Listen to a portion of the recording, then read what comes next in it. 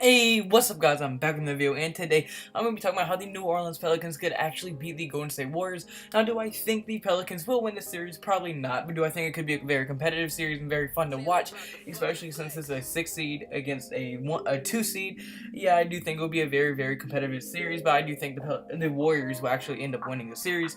But I'm going to be giving 3 reasons why I think New Orleans Pelicans could win, so without further ado, without me rambling on too much, let's get right into this video. My first reason is going to be their defense, as in the first round of the playoffs, the Pelicans ranked number 1 out of every single team in the playoffs and were able to completely dominate CJ McCollum and Damian Lillard, pretty much take them completely out of the series, and was a big reason that they did get that sweep. And although they did have a very bad first game against the Warriors, losing by damn near 40 points, they were very rusty, and I mean, they had a week's worth of rest, which means you're going to be very rusty, especially your first game back. So I mean, I think it's going to be a lot more competitive for the rest of the series, and that Jrue Holiday and Rajon Rondo are going to find their defensive skills again. Jrue Holiday is a first team all defensive type player, and I think he's going to play much better defense and just play much better all around than he did in the first game, only because of how rusty you are. I mean, you can't go a week without playing and expect to come back at 100%.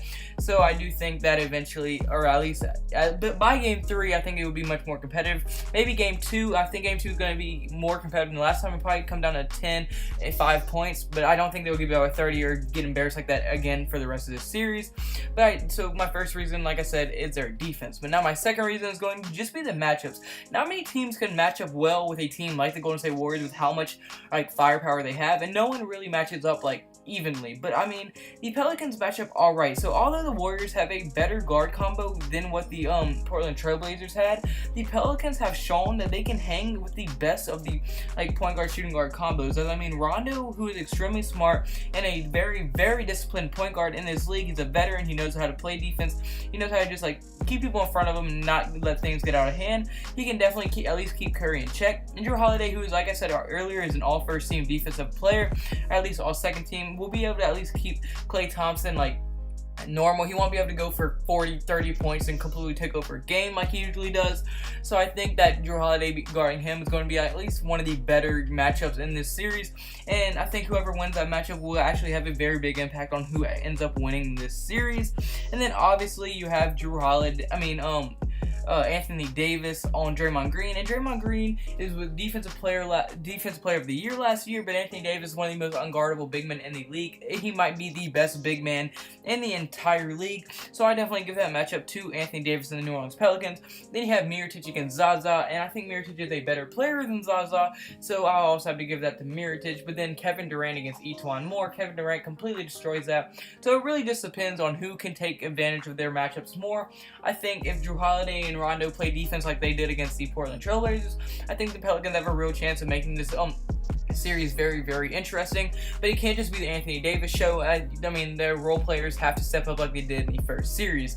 And now my third and final reason is going to be that the Pelicans are going to end up getting their rhythm back. This means, I mean, they shot very poorly and just played very bad on offense and defense this series, or at least in the first game of the series. And I mean, but this is coming from a team that in the last series shot 50% against Portland from the field, and I mean, they shot confidently, so you didn't really expect them to shoot as poorly as they did. They shot terribly. You can't expect them to shoot as bad as they did.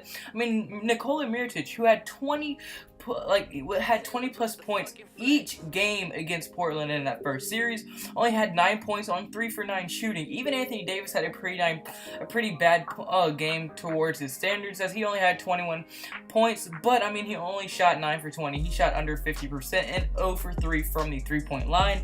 Even Jrue Holiday, who was supposed to be able to step up a ton, they're going to need him to step up a lot more than he did. He only had 11 points last night, and he had 4 for 14 shooting, and this is coming from a dude that was averaging 20 points per game on the season. So I think you can expect Jrue Holiday to have much more of an impact. And even Rondo, who's usually a very talented passer and everything, he had 11 assists, but that's all he did. He couldn't score the ball well. He didn't even shoot the 3 ball well. He shot 4 for 10, only had 9 points. You need more than 9 points from your starting point guard.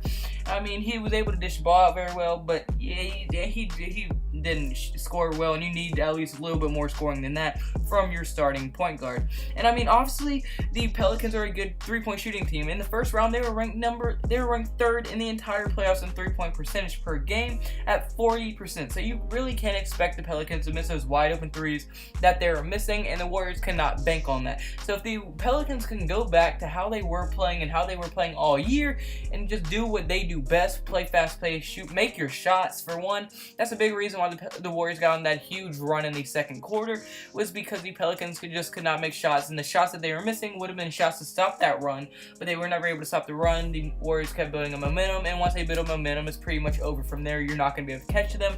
So if they can just get their rhythm back and play how they've been playing all year, they should be just fine. And if Jrue Holiday can have a normal game, just like 20 points or even 15 points, I mean, their third leading scorer was Jamal Crawford, who had 8 minutes off the bench in garbage time. If that doesn't tell you something, well, that's their bench played terrible. Pretty much everybody but Anthony Davis played pretty bad. Anthony Davis even played pretty bad up to his standards. So yeah, I think once the Pelicans get in that rhythm, start playing their defense that they usually do, take advantage of their matchups, and just like get competitive again, get in game ready shape again, I think it should be a very competitive series. But unfortunately, guys, that's gonna be it for this video. So comment below, do you think it's gonna be a competitive series? What do you think it will be? Do you think it'll be 4-0 Warriors? Who do you think will win? What do you think, like, how many games each team will win? I want to hear all your thoughts below. If you did like the video at any point, please hit the like button. If you really like the video, want to help me out a ton, hit the subscribe button. It would literally mean the world to me. I might even give you some slap top. That got gay. I'm sorry. I would literally give you a big fat hug if you hit the subscribe button. That was weird also for me to say. Disregard all that. Just if you like the video, hit the subscribe button and the like button, or it would really mean the world to me. And obviously, I wouldn't be here without y'all, but I also wouldn't be here without the real guy upstairs. You already know who that is. Jesus Christ himself. He's chilling. Hope you have a blessed day. Hope everyone has a blessed day. I mean, I hope I have a blessed day. I literally hope all of you in the entire world have a blessed day. Even if you're a hater, hope you have a blessed day too. So, goodbye, guys. I love you so much. See you tomorrow. Ooh.